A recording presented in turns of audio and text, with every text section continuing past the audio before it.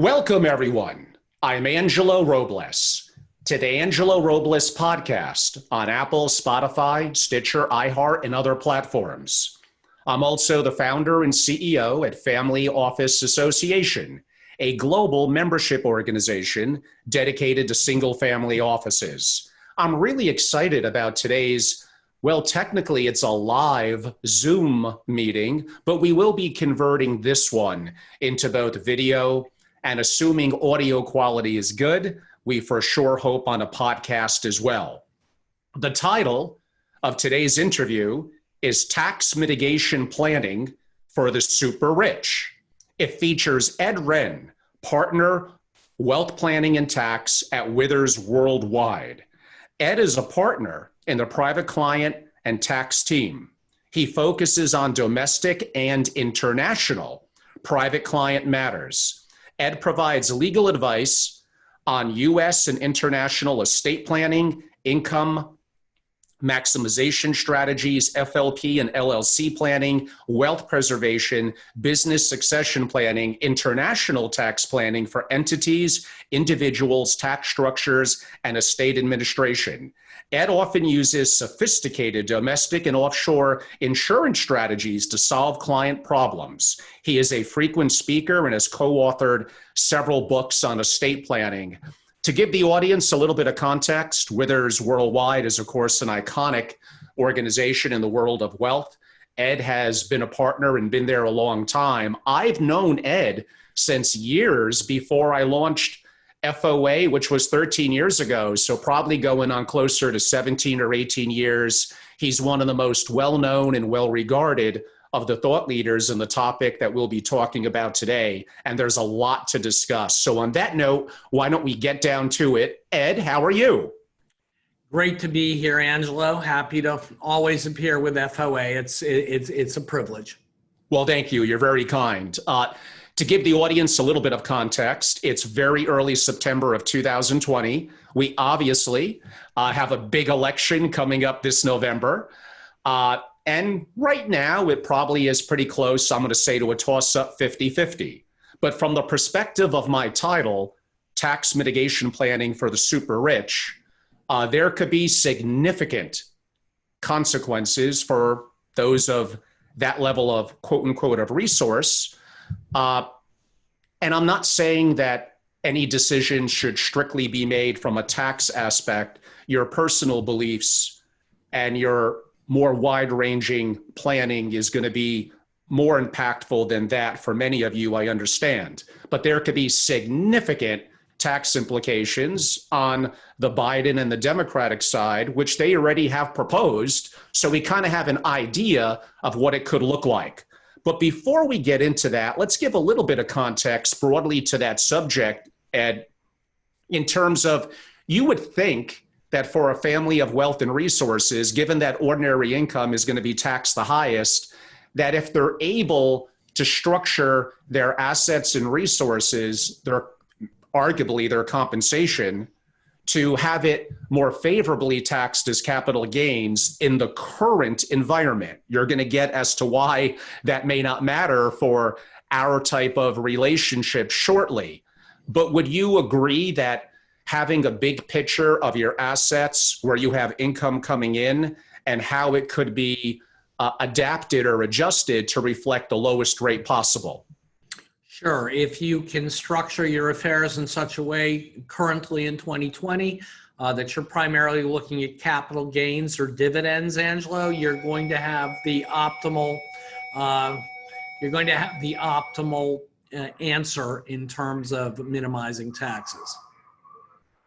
Yes, that would be true. I would say the other things that you would want to and recommend that people look at, and I'm talking a little more so specifically from a U.S. perspective. And yes, a good part of our dialogue is going to be U.S.-centric for the reason that I noted, and the election upcoming. But there are some broader principles and some international subjects that we will touch upon. But in terms of the domicile of the person earning the income or the asset holder, depending on the circumstance, and where the income is sourced may be impactful. Of course, we're going to owe federal taxation, but here in the United States, the states have their own taxation. Now, that does bring up a little bit more of the complicated issue of, unlike most countries, in the United States, the IRS is going to follow you everywhere. But for international people, they may get some tax arbitrage depending on their country or where income and assets are sourced, depending on what country that's from. And that's a very convoluted question, but I think you get the big picture of it. Yes, I mean, there are certainly some scenarios where offshore planning, particularly with grantor trust structures, foreign grantor trusts, can be optimal. Certainly, non-U.S. Citizens can get some tax advantage if they're not U.S. resident. And the big issue, Angelo, and it's a little different. The focus is slightly different, but where we choose to live in terms of even for U.S. citizens, state to state, has a huge impact on what's going on. If you are living in New York or you're living in California and you're able to relocate to Florida or Texas or Nevada, you could see a significant change in your tax picture. And right now we're looking at California proposals taking their top rate up from 13.3 to 16.6. So if you start to combine that with a federal top bracket, even at 37, we're going to be well over 50% for that individual or that family. So it's certainly residence and domicile can have significant impact on where your taxes are, what level of taxes you're paying. Which is why you're seeing somewhat of a flight from California, and I'm going to say New York City as well, and why Florida and Texas are booming in terms of people of resources moving there. And I know this may change with a different administration, but are there any arbitrage opportunities for families, again, with these kind of resources on creating a C Corp structure for certain assets and resources, whether it be retained earnings or simply the lower rate taxed as a C Corp? Well, most of the time you have to deal with personal holding company rules. So even at the 21% tax bracket, it's not necessarily one where you want to pile up a lot of passive income because effectively you get taxed twice. Under Biden, if Biden were elected and we have the blue wave, which we'll talk more about in a little bit, you'd be looking at an increase in those C Corp rates from 21% on the federal level up to 28%. So any perceived advantage a 21% rate may provide would certainly be reduced by a 1/3 increase in the rate. I mean, all of this probably relates somewhat as well in significant advanced planning on both the state and wealth preservation perspectives in terms of who owns the asset. And although perhaps not as much the discussion for today, that also is something that families of wealth and resources have to consider. Their business interest, FLP interest, where they may have investments, alternative investments. And we'll talk a little more about this later, but arguably as taxes almost inevitably with the deficit and other challenges we're having are going to go up, it may be better to bite the bullet now on some income tax or estate tax exposure relative to, it's a crystal ball, but the crystal ball is starting to point to one pretty negative direction in terms of how things may look in the years to come. Yeah, I mean, typically for decades and decades, tax lawyers have told clients defer, defer, defer. Depending on the outcome of the election, we may be looking at accelerate, accelerate, accelerate. Yes, indeed. I mean, there are, for U.S. citizens, some opportunity to hedge against some of the tax risk. I'll briefly mention two of them. We're due to cover actually both of them in the next 30 days in a deeper dive, but probably from an income tax and a capital gain perspective, for a U.S. citizen, there is nothing that is going to be as beneficial as the opportunity with the treaty of U.S. territories, Puerto Rico and the U.S. Virgin Islands. We're not going to get deeply into what those acts are. some of the commitment needed behind it. But again, it is U.S. territory. You're a U.S. citizen, and the tax rates could effectively be 0 to 4%. It's a significant play for someone where that's a very important issue too. Agreed. I mean, that would apply to Puerto Rican source income. Wouldn't really change the rent you generate from an office building on Park Avenue in Manhattan. But absolutely, there are opportunities there, and there are trade-offs, and there are commitments that need to be made. And we've had quite a number of families look at those over the years, and it's one of those things that people tend to study, and not that many people ultimately pull the trigger. But it's certainly an opportunity. Certainly, that's been my perspective, or what I've seen from my relationships and members as well. I would say some other strategies, potentially, especially those that are active allocators to alternative investments. Some will argue potentially business interest or unique asset classes could potentially fall into it, but that would be private placement solutions in the way of private placement life insurance specifically. I think PPLI is an absolutely terrific product for lots of reasons.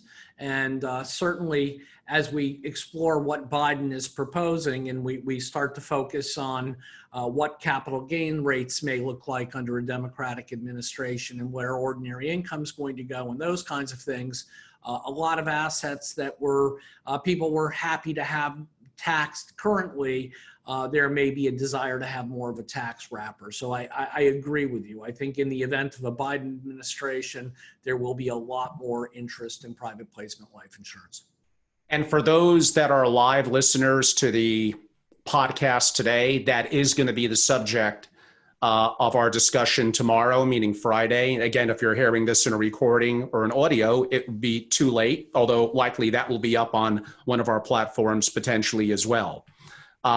There's so much that we could go over and discuss. I mean, even broadly speaking, life insurance in general, depending on how a multi-billion-dollar family, how much life insurance they could obtain, varying depending on a variety of issues from their net worth, health, number of family members. But theoretically, hundreds of millions of dollars could be obtained, not solely strictly from just a death benefit perspective, although that's the anchor and very, very important. Depending on how it's structured, there are potential for tax enhancements of tax deferred growth. It's one of the few vehicles offering FIFO, first in, first out, and then what's known in the industry as wash loans, often for a remainder of the rest of it. Now, I don't quite know how COVID-19 is impacting the balance sheets of even some of the most iconic organizations out there and some of their investments, but often their dividend rates have been pretty amazing. And again, I do think that has been impacted somewhat. But would you say generally for significant families that perhaps life insurance, broadly speaking, is a little bit overlooked? I would agree with that. I think life insurance can be a very creative way to solve a lot of problems. And yeah, certainly most of the companies with whole life policies have been paying dividends that make AAA bond yields look non-existent. Yes, which they basically are. Many families are going to own real estate. So currently, and this may change, we currently still have 1031 exchanges and obviously the interplay with opportunity zones. Is there anything in the Biden proposal that would threaten either of those? Well, I mean, Biden has proposed repealing 1031 exchanges. So you would probably, to the extent you have one in the pipeline, you probably want to get it done in 2020 if that's doable. He's also proposed changing 199A for rental real estate. So if you were effectively getting a 20% haircut on the tax rate by using 199A planning, that may go away. The qualified opportunity zone piece is very interesting, Angelo. It's something I spend a fair amount of time on and talk to a lot of clients about. But the reality is they deferred their taxes in 2018, 2019, and even this year at rates of 23.8%. If they defer those taxes, as the Qualified Opportunity Zone program provides, until 2026, Under a Biden administration, they'd be paying taxes at 43.4%. That takes a heck of a lot of growth to justify that change. So it's not going to surprise me if after the election, if we are looking at a Democratic House, a Democratic Senate, and a Democratic White House, that I'm going to have a lot of clients call me up and ask me how they can trigger the tax now, because they'll give up some of the opportunity zone benefits to not defer into basically a tax that's nearly 20% higher. Yeah, I mean, there's lots of implications there. I'm assuming many families that we're talking about on the surface may not qualify, but you never know given how their income is structured in younger family members. But unless this goes away, we had one family that put the right holding into a Roth IRA, and effectively that venture investment, let's just say, did incredibly well. And imagine having that grow tax-free, be distributed tax-free. I mean, that's the ultimate potentially, unless that goes away, for a family that qualifies, which is more difficult at the level that we're talking about. But again, even here in the US, there are some nuances and opportunities, some of them that we have mentioned. Agreed. Let's talk a little bit about the Biden proposal. So I think most people are going to be familiar that the top income tax rate is 37%, capital gains 20. You have the 3.8% net investment income tax for those. You have, Social Security, depending on their income, and Medicare tax, state tax. I mean, this is, in my opinion, it's already high, but what are some of the proposals and how could those numbers or percentages go up?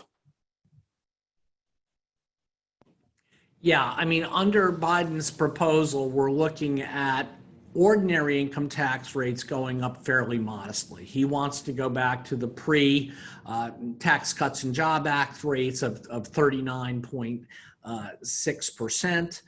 So that's relatively modest in terms of the extent of the increase. The scarier change for most of my clients is the idea that they're going to leave behind a 20% capital gain rate and be paying capital gain at the highest ordinary rate. So that's significant, and the net investment income tax isn't going away, so that additional 3.8% charge on capital gains is also going to stay around. So unfortunately, I've got a fire alarm going off in the background, so I apologize for that, but I can't really do much about it. It's informing me that there's an emergency in another part of the building. Considering the building is basically empty, it's kind of hard to understand why, but I apologize. Oh, there's nothing we could do about that. So yeah, you hinted at something I was going to get into, and that's probably going to be among the biggest things for the kind of families that would be a part of my organization or watch or listen into what we're talking about. So I do want you to do a little bit of a deeper dive. Capital gains rates right now at 20%, not only could they, broadly speaking, go up or go up a little bit for certain people per the proposal that would, at certain levels, it may go up to the ordinary income tax rate. Then there's no arbitrage to capital gains whatsoever. No, with the net investment income, you'd actually be worse off than you would be with ordinary income, because and it's fairly simple. I mean, this isn't complicated. He's saying if you make more than $1 million in a given year, you're going to pay tax at ordinary income rates, at the top ordinary income rate. And the problem with that really is, if you think about it, what if you're not our listeners today, but you're the middle class millionaire, the guy who has spent 20 or 30 years building a business, and now you're going to have a capital event because you're selling it. If you sell a business for a few $1 million, well, you've got $1 million of income. All of that gain on that business that you've spent a lifetime building is now going to be taxed at 43.4%. That's a major disadvantage to the kind of families that we are discussing.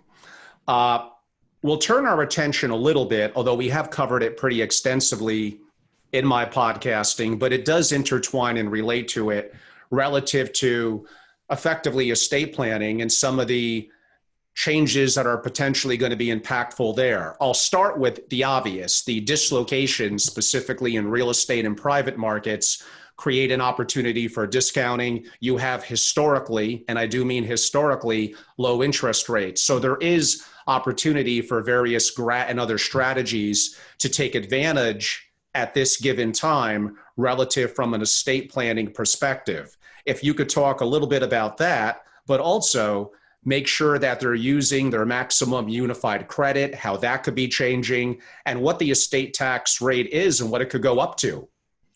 Sure. Today is really a great time to do planning. It seems counterintuitive, but the value for closely held businesses, the value for most real estate assets is significantly lower than it was prior to mid-March. We're seeing valuation firms come in with discounts that are 50% higher than they were at the beginning of the year. And so if we can create structures with voting and non-voting interests, we're sort of in a good place to move the asset because the underlying value of the asset is lower and the tolerance for risk in the market is much lower. So people want a higher rate of return, meaning these closely held businesses are going to sell for less. When the downturn first happened in March and we had the market crater, it seemed like the same would have been true for a diversified equities portfolio, but certainly setting all-time record highs in the last couple of days, I don't think we're necessarily looking there at the moment, but a real estate and closely held businesses are given to significant discounts. And therefore, it's important to take advantage of this opportunity now. We certainly have all of these techniques. We will have these techniques for 2020. And we're looking at a world in which the exemption may change. As you pointed out, the applicable exclusion amount's now $11.58 million. We got a big infusion of additional exemption back with the TCJA at the end of 2017. And a number of my clients haven't used it yet. So if we're going to go from $11.5 million that can pass tax-free and we're going to go down to $3.5 million, we're losing over $8 million of exemption. And effectively, at the current 40% tax rate, that's costing the family $3.2 million. So if we've got a married couple and they haven't used up their exemption, we could be looking at a family that stands to lose between $6 and $7 million to taxes that could have been avoided. And there's ways to provide trust structures where I form a trust for my wife and my children. My wife forms a trust that's got some different terms and some different technical requirements for me and my children. Effectively, if we put the $23 million that we have between the two of us into those two trusts, during our lifetimes, our joint lifetime, we more or less, with the trustee's permission, have the ability to get all of the assets back if it was needed. But for most of your listeners, Angelo, that's not going to be a real concern. We don't need to worry about spousal backdoor access. Most of your listeners are probably in a position to just go ahead and fund the exemption amount to the extent they haven't done so.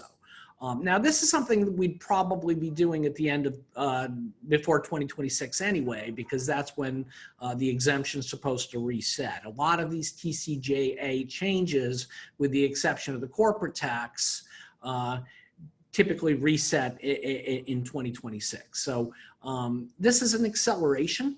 And what we're doing in some cases is, a lot of my clients right now are doing their structures. They're doing the trusts. They're doing the planning. They're figuring out what assets they will move. But they are not going to pull the trigger until after Election Day. And, the one thing about this election is it may be a lot like 2000. It took 5 weeks to determine who was the president in the year of the hanging Chad. We may have something like that this year. There will probably be both parties would be willing to go to court to fight about vote counts and access to the polls and those sorts of things. So, we have the election day on November 3rd. There's basically 59 days from the election day to the end of the year, but I'm not sure we're going to have clarity for 59 days. We may have clarity for half that period. I would for sure agree with that. And even on the estate tax, part of the proposal is also bringing that rate up from 40 to 45%. And again, every bit matters. And one of the challenge, and I know this is rarefied air, but for the multi-billion-dollar Forbes 200 level families, there's only so much to some extent that they could do. Now, others will argue giving back into the system that allow them to create great companies and build up wealth is potentially valuable from a societal perspective. And I suppose you can make that argument. But when you're the person who created it and, again, paid your taxes and did everything you felt you had to do, knowing that at that level, there's going to be limitations on only so much grants and life insurance and strategic gifting in theory that you could do. And still, after whatever that level would be, after you discount that out and do what you need to do, there still is going to be a significant amount of money that will be owed. And sometimes liquidity issues for families tied up in real estate and private holdings and successful private operating companies could be very, very complex. That was a bit of a diatribe by me. Sorry about that, Ed. But what I will also note that maybe there's a little bit of confusion on, there are going to be people that are going to say, okay, if Biden and the Dems win and they go through with this, the earliest would be January 20th. But I believe you wrote about, well, that's not always the case. Why is that? No, I mean, I've seen articles out there suggesting that the tax rates would be unconstitutional for the tax rates to be carried back to January 1st. And all I can tell you is that under both the Bush administration and the Clinton administration, we had major tax bills that were enacted under a new Congress. That typically the Congress will begin to sit a couple of days after New Year's usually. The president had not been inaugurated in either of those two cases. One was a tax bill that passed in May, and another was one that passed in August, and they both had effective rates back to January 1. So I think there's a very real possibility that if we're talking about an increase in estate taxes, an increase in income taxes, a change in capital gains rates, what we didn't talk about in the estate planning context, the loss of basis step up, which is something that Biden is actually proposing. And, basically the trade-off for my whole career has been, yes, you paid an estate tax, but fair market value on the estate tax return was now the basis in the asset. So if you had something that mom paid $1 for and it was now worth 100, well, if you sold it for 100, you had no capital gain. That's not the Biden proposal. The Biden proposal would be you would now owe tax on $99. You'd basically have a carryover basis from Gen 1 to Gen 2 or whoever's getting the asset. So in a lot of ways, that's very scary. Now, it's not clear. There have been commentators that suggested that perhaps what Biden really intends is an additional tax in terms of like the Canadian system. You'd get taxed. Death is a realization event. But that just does not work with an estate tax. And I really can't believe that that would be what they'd be looking at. Canada had that for a brief period of time when they actually went to the carryover basis rules and step up at death, taxation at death. Some of the provinces continued to have an estate tax. It was incredibly dysfunctional, and within a year it went away because think about it. I mean, you're talking about a capital gains rate, especially if it's 43.4% on top of a 45% estate tax, starts to feel very confiscatory. Yes, and Ed and I have talked in offline, and he knows that we do get significant families from both political aisles. It's not just one that are getting really concerned about a variety of things. Again, governments, including the US government, confiscate your money. They do that through taxation, and the rates are going up. I won't scare the audience with my talk about civil forfeiture and stuff like that. But again, those are things that could and have to certain degrees happen here. Which is why at the end of the day, for these kind of families that have a single family office and have tremendous wealth and resources, really it's the moat around their castle, it's wealth preservation that is more important than squeezing out an extra 100 or 200 basis points on their investing. The eliminating the basis step up is huge. And I probably should have even led with that relative to estate planning, but you covered it pretty well. That's a major, major negative impact if it goes through for families of quote unquote of wealth and resources. And I will add, relative to in the primaries, what we heard from the Democrats, actually, one of them now, the Joe Biden's running mate, Kamala Harris, is wanting to tax upwards of 70%. So my God, I guess Biden's 39.6 is great. And I think there was even something with Elizabeth Warren that was up to like 90%. I mean, I've never seen it so bifurcated from a political perspective in such an extreme that this is a unique time in our history for families that have these kind of resources that is probably causing them to wonder, is chaos and things being turned upside down possible, even if it's remote, compared to a year or so ago, it was never even on their mind. Yeah, I mean, it's a possibility, Angelo. I mean, I think what Ms. Harris sort of proposed when she was a candidate was interesting. She had a top income tax rate of 70%, and she had a top estate tax rate of 77% on amounts above $1 billion. So, it's not, that's a very big number. I mean, she went 45% on the first 10 million, 55% on the next 10 to 50, and 50% on 10 to 50, and everything between 50 and a billion, she was going to tax at 55%. Now, people will say, well, after World War II, we had those kinds of rates. We had even higher income tax rates. So what's different? Well, what's different is there are a lot more planning opportunities, or if we're really honest about it, probably loopholes. Nobody paid those rates, but the system is pretty tight now. There are not a lot of planning opportunities to minimize taxes in most situations. So you have a scenario where if you put in a 70% income tax rate or a 77% estate tax rate, those rates would probably produce dollars at those levels. They sure would. Now, there's more in the Biden proposal. We covered more from a personal tax and estate planning perspective, but also looking to raise the corporate income tax rate to 28% plus 15% minimum book tax. I mean, that's potentially going to happen as well. Yeah, and I mean, that would really have a big effect on our competitiveness. I've seen studies that suggest we would, our corporate competitiveness would be significantly retarded by that. We'd only be behind Japan in terms of a total tax bite on corporations. The minimum tax this time around, everybody remembers the alt minimum tax. It just seems like it just got repealed.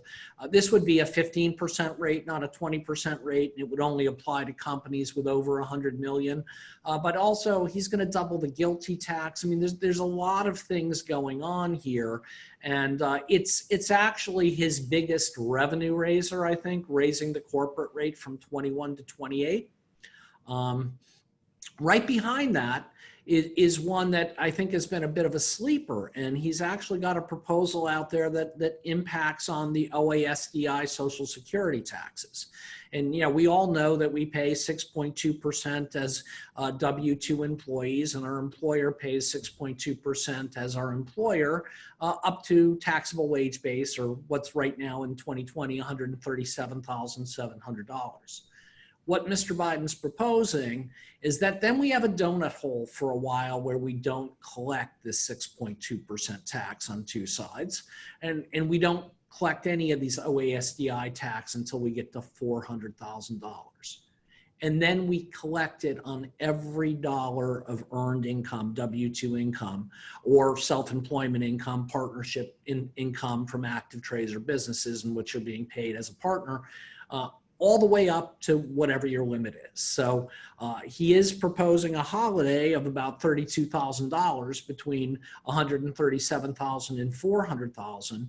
But for a self-employed person, above $600,000, your income would effectively be taxed at an additional 12.4%.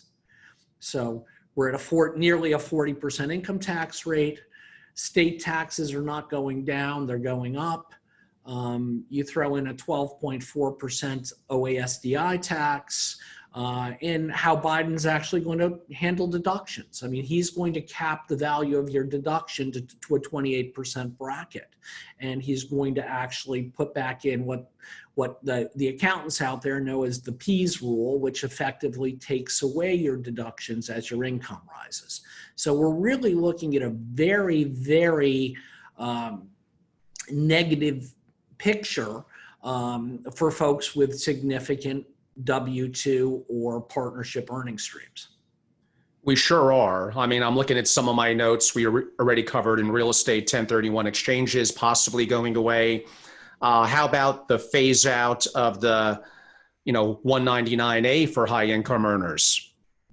Yeah, I mean, he's talking about I think a cap of, I believe it's $400,000, and taking away the real estate, the ability to use real estate under 199A.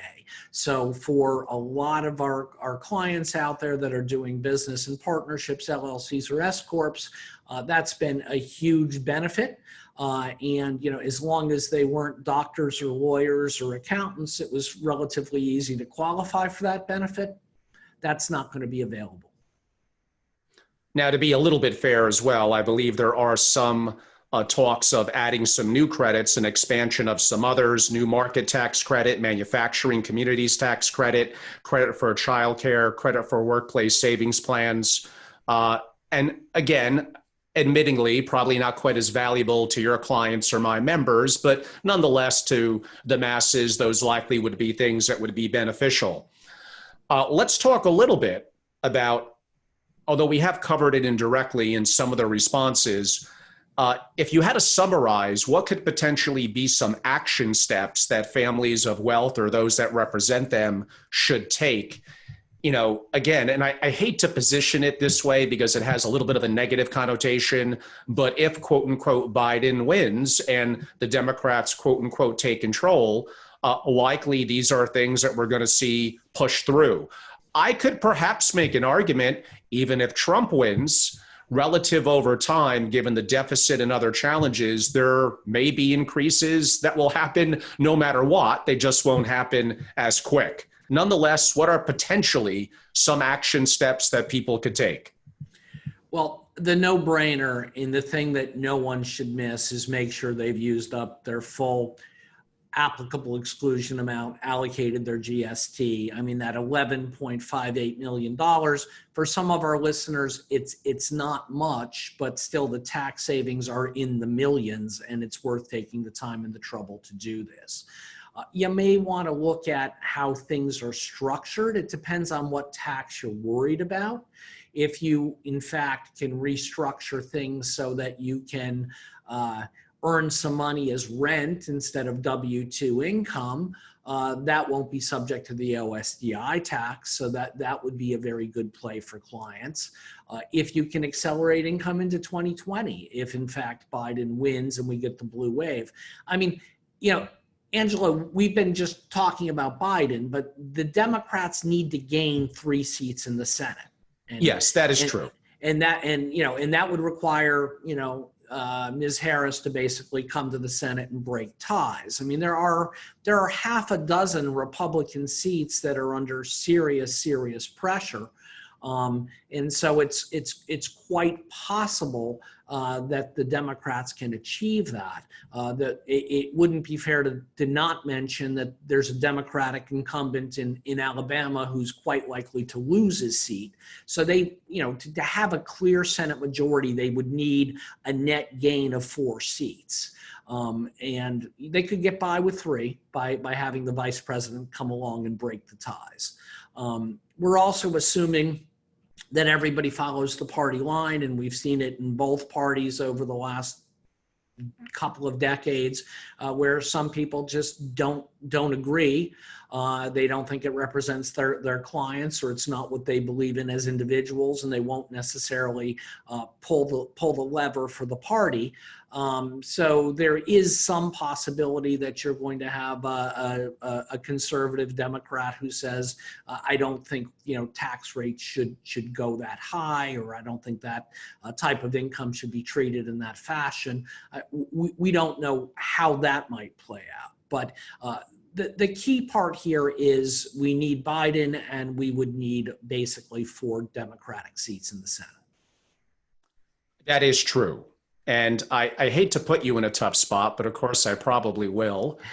I made my prediction yesterday, and let's even assume that President Trump ekes out a win. I just look at the demographics of the rise of younger people voting, which is good. If they're qualified, they should be voting. But how a lot of them in Generation Z and millennials kind of skew to being more on the progressive left side. Now, yes, admittingly, they may adapt and become a little more center of the road as they age. But I look at the leaders upcoming in both parties, and what you mentioned about Kamala Harris, who's not young, but talking about taxes in a 70%, or Elizabeth Warren upwards of 90%. You look at the rise of AOC. You just look at the dynamic of many of the Democratic leaders and some of the challenges and civil unrest we're going through, and the bifurcation of haves and have-nots. It almost seems, and this is some of the families we're seeing that are looking for a backup plan, like a dual citizenship, of it may be inevitable, if not now, I don't know, 4 or 8 years, that maybe we are going to one day have a world of 70% taxes. It's possible. As you alluded, we are this year, our debt is going to approach our GDP, and it will exceed it in 2021. Trump has floated a couple of tax proposals, tax breaks for the middle class on the income tax side, maybe a reduction of capital gains rates. I don't think he can do any of it. I think we have just, between the CARES Acts and Families First and the whole COVID-19 response, which has basically been print money, I have to say that so far, based on the stock market, the program's worked. But we're going to have to eventually settle that debt. So I don't think, I'm telling clients, you probably, for the next decade, you're going to see higher taxes, not lower taxes. And it doesn't much matter who is in the White House. It's a matter of degree. I think taxes will be higher in 2 years or 4 years from now, regardless of who's in the White House. But Trump's tax increases would obviously be, I believe, more modest than Biden's based on what they both stated. Yes, that would appear to make sense. And I don't mean to continue on a negative tone, but with the vaccine not happening anytime directly soon, look at some of the challenges that our big cities are having. And in our backyard of greater New York City, the mayor needing to let go of tens and thousands of employees, 18% unemployment, 400,000 New Yorkers have left, some to my state in Connecticut, which is not a great tax state, but keeps them proximity of New York. And of course, Florida and Texas have boomed. I don't know, 80, 90% of restaurants are going to be significantly impacted. And right now they're getting the little bit of the break of the summer weather, but in 2 months, that's going to change. What happens with the flu and the second wave and the vaccine still not ready yet? I just see tremendous challenges, almost no matter who's president. I'm not saying that one or the other from that perspective. And I have many positive things I could say as well, but I've been doing a fair amount of that over the last week or two. I need to be a little bit of Mr. Downer once in a while.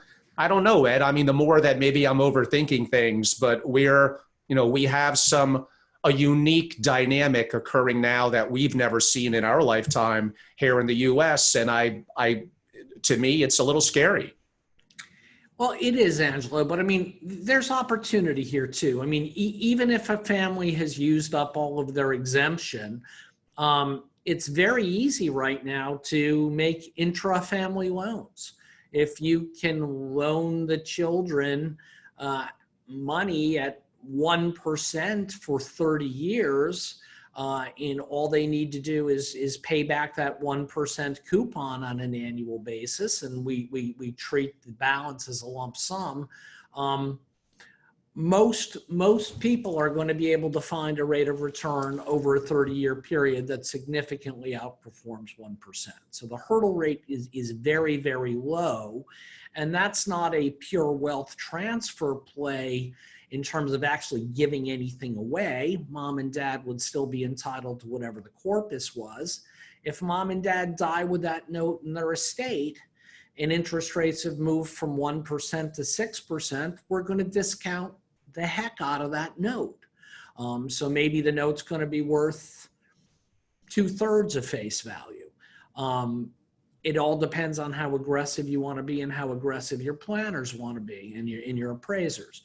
So, there's some opportunities here to take advantage of things that I don't know that we won't have under the Biden administration, but we certainly have now. That is true. We do have some questions coming in from our live audience, which I'll read in a second. And that gives me a prompt to the live audience to feel free to use the chat feature to send in questions to Ed. On that note, I will rattle off a couple of them right now. Ed, I see one here that says, and it may be more of a tax accountant's perspective, but I'll ask it, is there any discussion of lowering the mortgage interest deduction? I have not seen that, but what Biden has proposed is capping the value of deductions to the tax advantage you would get if you were in the 28% bracket. And he's also talked about bringing in the P's deduction. He has come up with some proposals that would change the way 401ks are handled. I mean, it's only tens of thousands of dollars for most of our clients, but again, the idea that you're not going to deduct it dollar for dollar against your income, you're going to get a tax credit that effectively has your amount taxed at 20% in shelter, and you pay tax on the difference. The one thing Biden hasn't come out and absolutely said, but has been hinted at a lot, is the repeal of the SALT limitations, which I'm sure a lot of our viewers would welcome with open arms. But the problem is those SALT deductions would be capped at 28%, not the 39.6 that they'll actually be paying ordinary income tax rates at. So there's a trade-off there. I mean, you get the deduction back, but it's not worth what it was under pre-TCJA days. And another question, is there any discussion on changing the charitable deductions? No, I mean, but this is a fantastic year for charitable deductions. We all know that under CARES Act, we've got limitations really going through the roof. For certain types of charitable contributions, it can be 100% of AGI. So it is a really great year if you're charitably inclined to think about doing those sorts of things. I mean, the other thing in that charitable context, combined with the interest rates, and I'm sure most of our viewers understand it, charitable lead trusts are fantastic vehicles right now. You give $10 million over 10 or 15 years to charities you care about, maybe your family foundation, and ultimately at that 1% hurdle rate, or actually it's 0.4% would be the hurdle rate for that. You could, anything you earn over that could pass to your children or to other people you care about, gift and estate tax free. So the low interest rates bring a lot of opportunities with them, Angela. That is true. And again, it's historically low. And you mentioned the CLTs there. The charitable lead trust is certainly one that could be highly valuable. I guess that brings up a bit of a question, though. As we're talking about this, we're heading a little bit to the home stretch of the year. And I know part of it in terms of what we're discussing is a crystal ball on potentially the elections and how it may play out.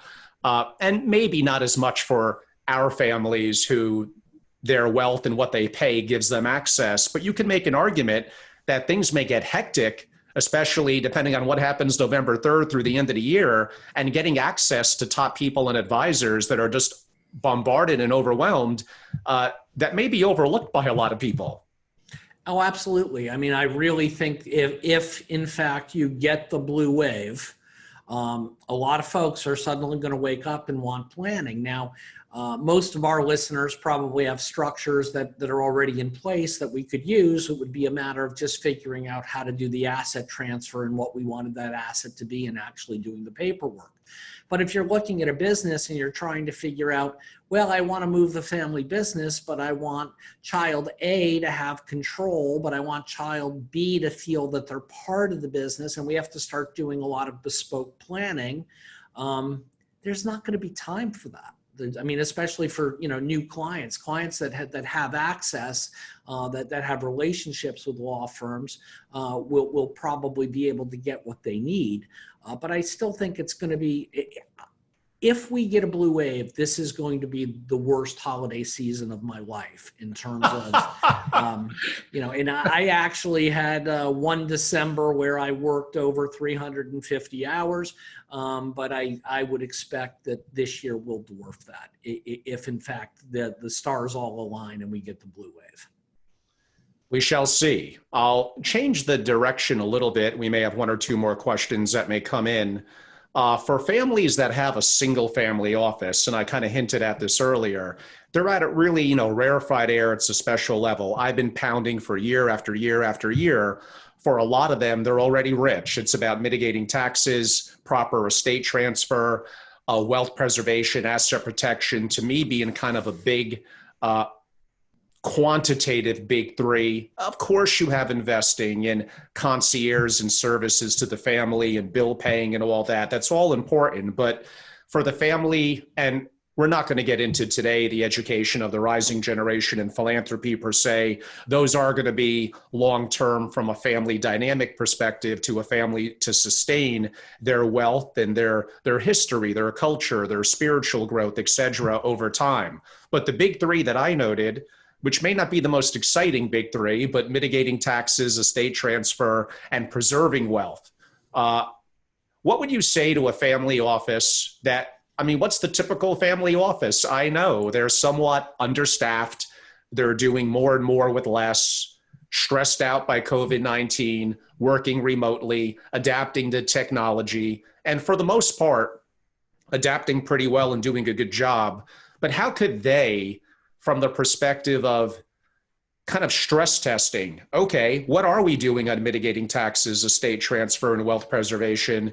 And one, if we haven't looked at it pre-COVID, even if it was early March, everything needs to be revisited on what happened with market dislocation and interest rates. Even if you did a complete estate plan, in my opinion, in early or mid-March, it already needs to be looked at.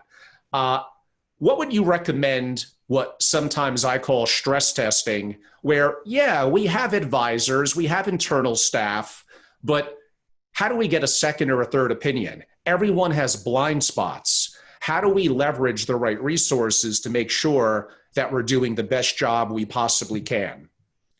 Angelo, at least a dozen times a year, Withers takes estate plans that were drafted by other very good law firms. We take balance sheets provided by the family office, valuation statements. And if it's what the client wants to do, we run that through a 706, through a death tax return, and see what really happens. What discounts can we take? What do the assets look like? What happens if we put another $100 million into the charitable column vis-a-vis leaving it to the children? Is there a way to do better with maximizing GST? Are there other structures we can use? It really, your idea is a good one, and more, it's a very expensive exercise, but more and more clients really want to understand instead of hypothetically what's going to happen when they pass. They really kind of want to see some numbers that show precisely what's happening. And, there are clients, I spoke with a big family office yesterday where we did a major revision of the plan back in 2014, and the patriarch and the matriarch are 6 years further on, and their views have changed on certain things. So we're going to redo what ultimately goes to the family. It's a significant piece is still going to go to charity, but now just not Gen 2, but Gen 3 have become very, very important to them, and they want to make sure Gen 3, separate and apart from the parents, are well provided for. Yeah, very common, and that does make sense. And with certain things like investing, it's easier for both the family and most internal SFO professionals to say it's very quantifiable. What are our benchmarks? There's lots of public data. It's relatively very transparent. But when it comes to the complexities of taxes, estate transfer, wealth preservation, it involves some level of a combination of art and science, and the art part of it is kind of what makes it a little bit nuanced and intriguing. And sometimes what I say to families, and this has been proven from a psychological perspective, you ask someone, well, I need a new dentist. How's your dentist? By the very nature, they want to assume that they know how to make good decisions. They're going to say, oh, my dentist is great. But how do you know? Are you a dentist? Do you go to 30 dentists a year and compare them? In other words, what I'm trying to say is, how even does a sharp principal or executive in a family office really know exactly whether the art part of it on the estate plan or wealth transfer is really, really good? Because part of it won't play out until the deaths occur and the situation at that given time, which is, to me, what makes it intriguing and interesting and much more complex in some ways than investing, because there sometimes is not definitive answers. Well, that's clearly the case. There's plenty of gray in the tax code, and frankly, in most cases, the more money involved, the more gray can be found. But that said, I mean, I think it's possible to get some degree of confidence in plans by having a second set of eyes review things, and I think, it's easy to bash anything, but I like to believe that I'm an honest broker in that regard. And when I review an estate plan, even if it's not exactly what I would have done, if it works, if it does what the client wants it to do, I'm certainly not going to try to sink it. As we take it a bit to the home stretch, Ed, and I do want to be respectful of your time, and we do a close.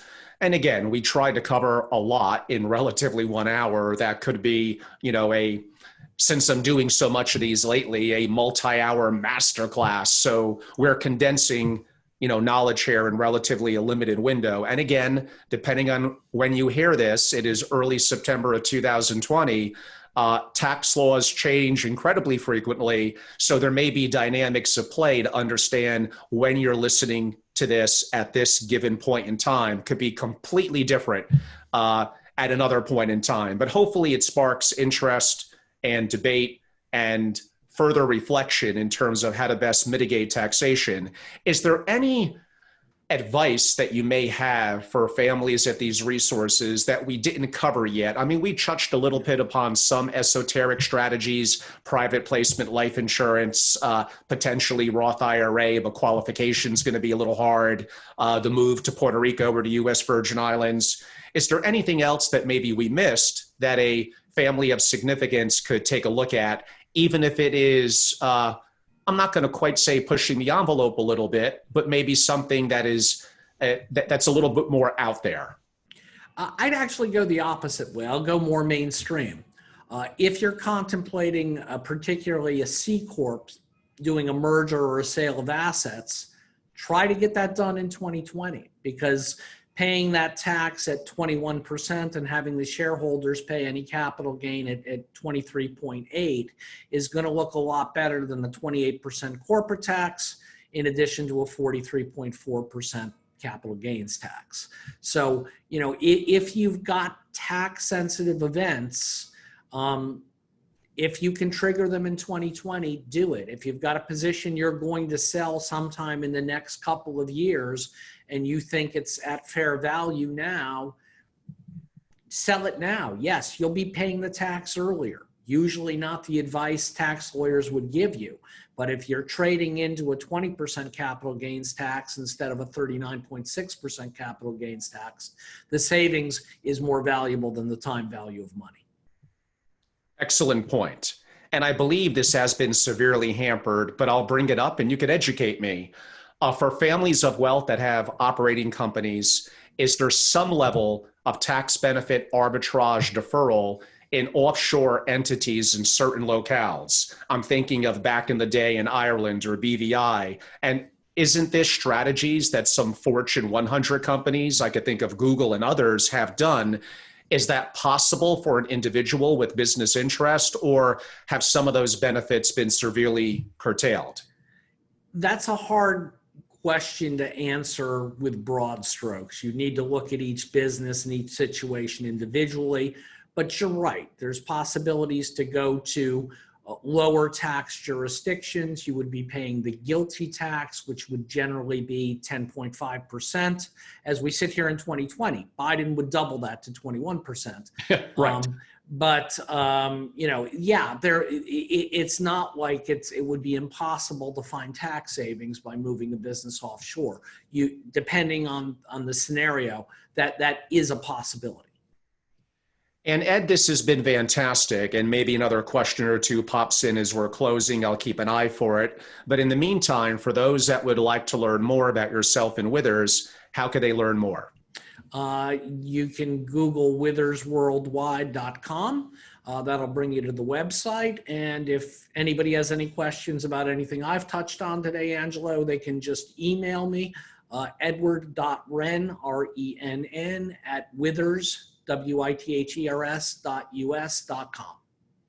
Excellent. And simply even in the search bar, Ed is so well known, just Ed Renn, RENN, @Withers, and it'll pull up his full contact information, bio, and all that. So Ed, this has been fantastic. I have a little bit of a elongated close. If you could stay with us about 2 more minutes. Everyone, I'm Angelo Robles, the host of the Angelo Robles podcast and founder and CEO at Family Office Association, a global membership organization dedicated to families of wealth and their family offices, doing a significant amount of proprietary content now during COVID more than ever, hosting global programming, which has been on hold, but we've been incredibly active near Monday through Friday. As I noted, one of my members said you went from doing 10 events a year to doing 200. They're just different.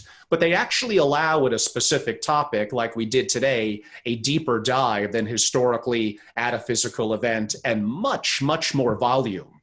We have a significant series of masterclasses creating an adaptive, resilient, anti-fragile family office to thrive generationally that does touch upon some of these topics. It's over 6 hours of instruction and PowerPoint and PDF. Just today, it went live for my members. So go to our website, which has been completely revamped, FamilyOfficeAssociation.com. There's a tremendous amount of content and resources. We discuss membership and the value that provides. I'm very active on social media. Family Office is my YouTube channel. Go and subscribe. I already mentioned the website. My email is angelo@FamilyOfficeAssociation.com. Thank you all so much for our live listeners, our viewers on YouTube, and those that will hear this in an upcoming podcast. Ed, thank you so much for being a great guest. Thanks for having me. My pleasure. Bye.